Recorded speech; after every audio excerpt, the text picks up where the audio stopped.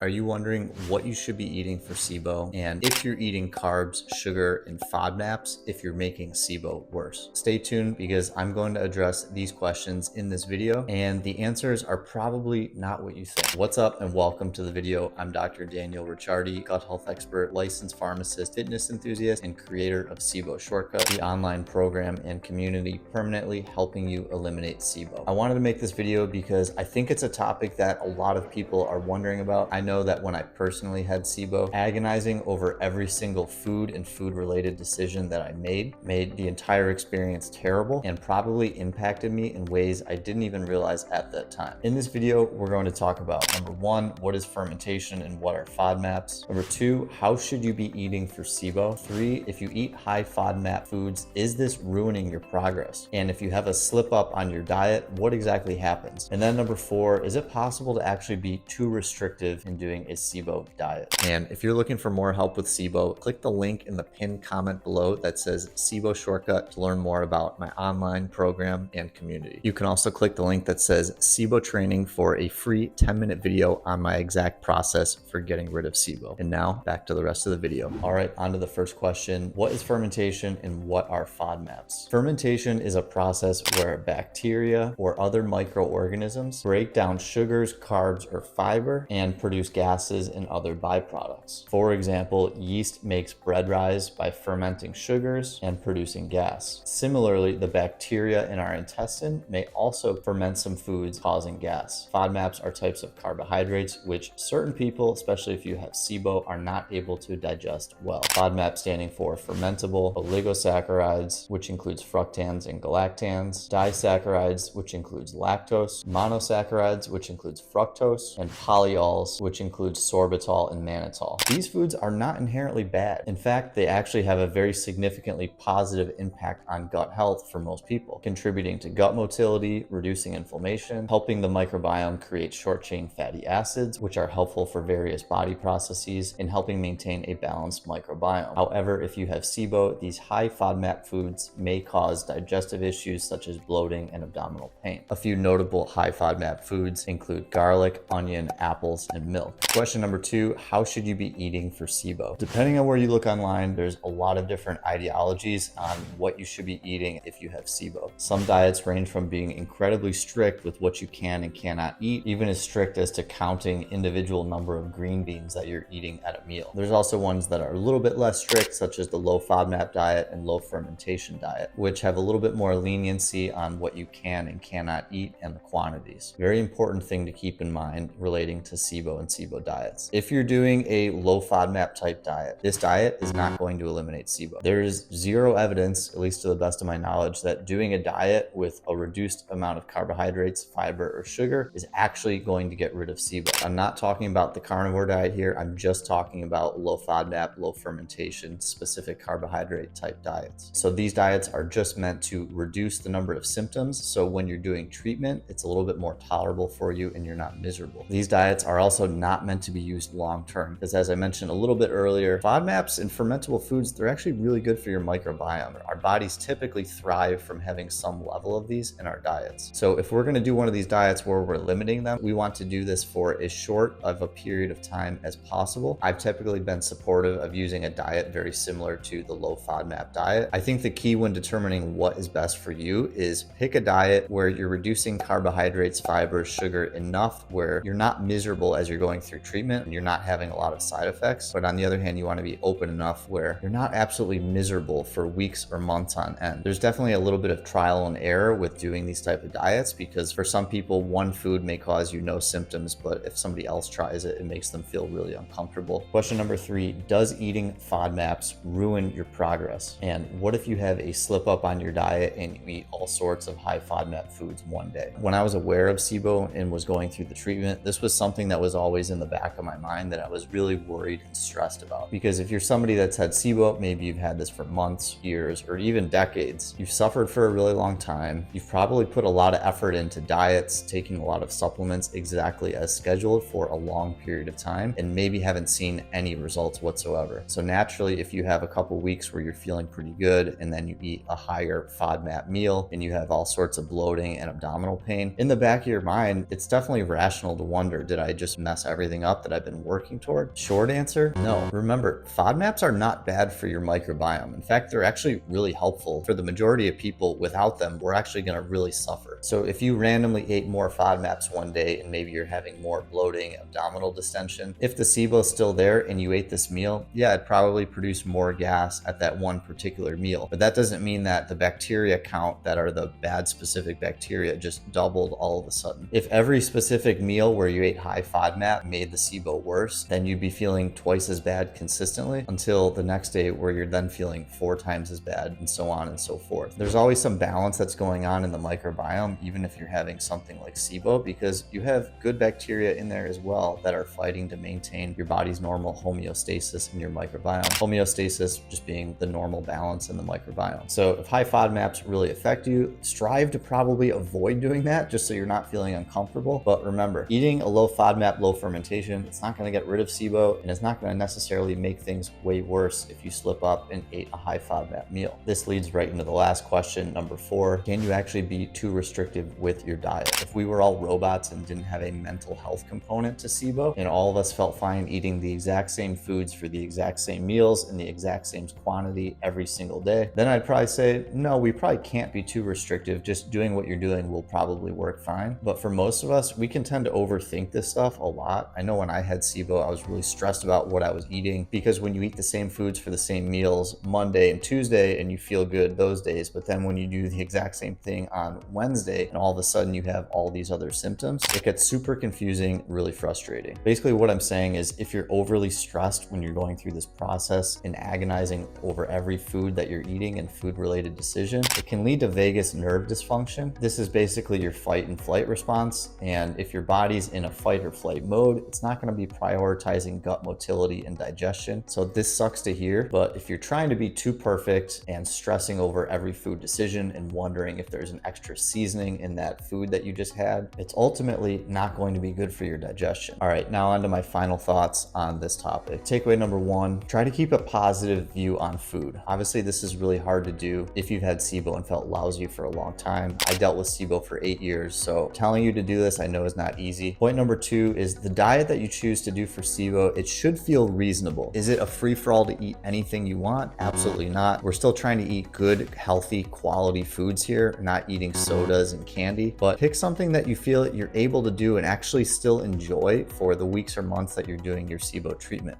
And number 3, probably most of all, having a slip up in your diet if you eat a higher FODMAP meal once in a while, this is not going to dismantle your progress. As I mentioned before, you may feel lousier if you actively have SIBO and eat a high FODMAP meal, but you'll notice that this bloating and abdominal discomfort probably will go away in a day or so, and just keep working to find that middle ground of types of food and quantities of those foods that make you feel best as you're going through the treatment. That is all for today. Thank you so much for tuning in. If you enjoyed this video or found it helpful, please like and subscribe to my channel. And in the comment section below, let me know, what diet have you found to be very useful or maybe not useful when going through SIBO treatment. If you're new to my channel, I post a new video every Monday in YouTube Shorts throughout the week. Thanks so much for watching, and I'll see you in the next video.